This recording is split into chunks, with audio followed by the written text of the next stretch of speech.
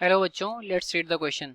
The question says binding energy पर nucleon EBN is nearly constant, greater than or equal to 8.0 MeV for elements whose mass number range is option A is less than 30, option B A is greater than or equal to 30 or less than or equal to 170, option C A is greater than 170 and option D A is greater than 0 or less than or equal to 56.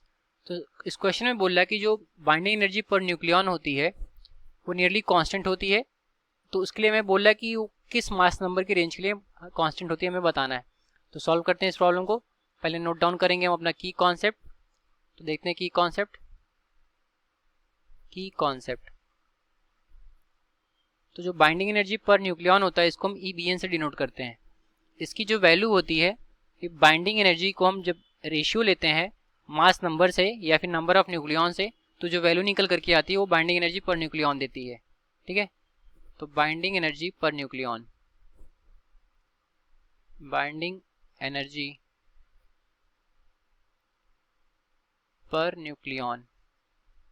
इसको हम EBN से denote कर रहे हैं. ये होता हमारा binding energy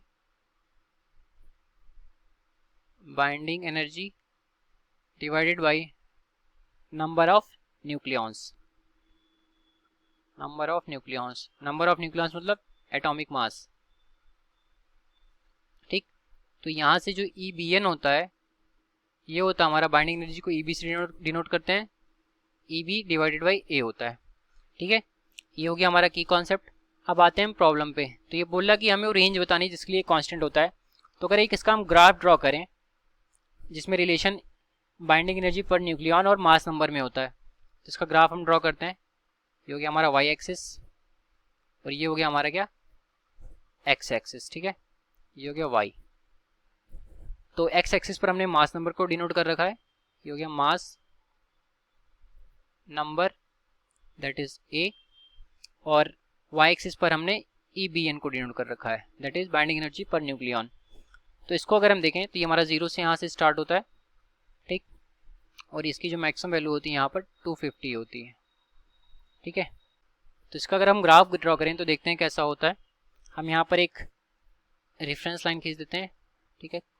एक लाइन ये हो गई, एक लाइन ये ऐसे करके खींच देते हैं और हर एक को नाम दे देते हैं. ठीक है. तो ये 0 हो गया, ये 2 हो जाएगा, ये 4 हो जाएगा, ऐसे करके ये 6 हो जाएगा और यहाँ पर एक हो गया हमारा, मान लीजिए ये हो गया 8. ठीक है. इसको थोड़ा हम आगे एक्सटेंड कर दें तो यहाँ पर हो जाएगा 10. ठीक. तो अभी हम इसका ग्राफ ड्रॉ करें तो जो ग्राफ ड्रॉ करके आता है वो कुछ इस तरीके से होता है. ये हमारा हाइड्रोजन से स्टार्टिंग इसकी होती है. ठीक है. हाइड्रोजन से स्टार्टिंग होती है तो ये ऐसे कुछ होता है. ये यहाँ पर डिप होता है थोड़ा सा इसमें. उसके बाद फिर ये इंक्रीज करता है और इसकी वैल्यू कुछ इस तरीके से आती है. ठीक. तो यहाँ पर अगर हम देखें तो जो मैक्सिमम होता है हमारा यूरेनियम 238 होता है. यहाँ पर U 238 होता है. ठीक है. और यहाँ पर हमारा होता है आयरन दैट इज 56. इसके लिए मैक्सिमम एनर्जी होती है. यहाँ पर बाइंडिंग एनर्जी पर न्यूक्लियन मैक्सिमम होती है. और U is equal 8 A is equal to 238 के लिए हमारा जो बाइंडिंग एनर्जी पर न्यूक्लियन होता है वो मिनिमम होता है. ठीक है.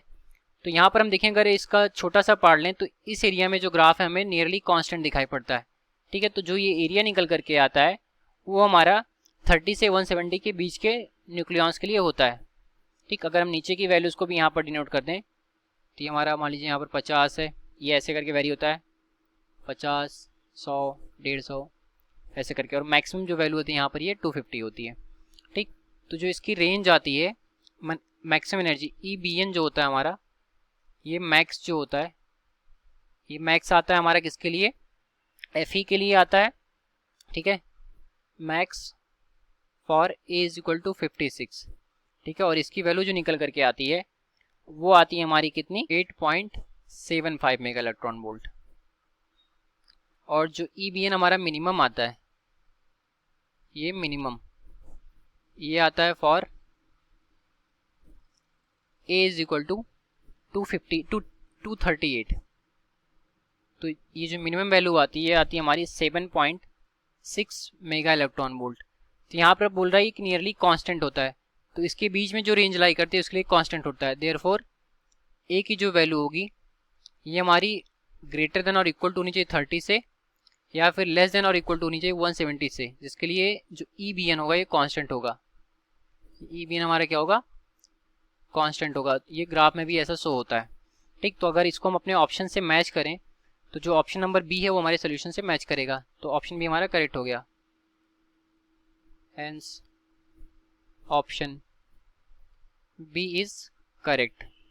तो ये रहा हमारे इस क्वेश्चन का correct solution. I hope you understood it well. Thank you.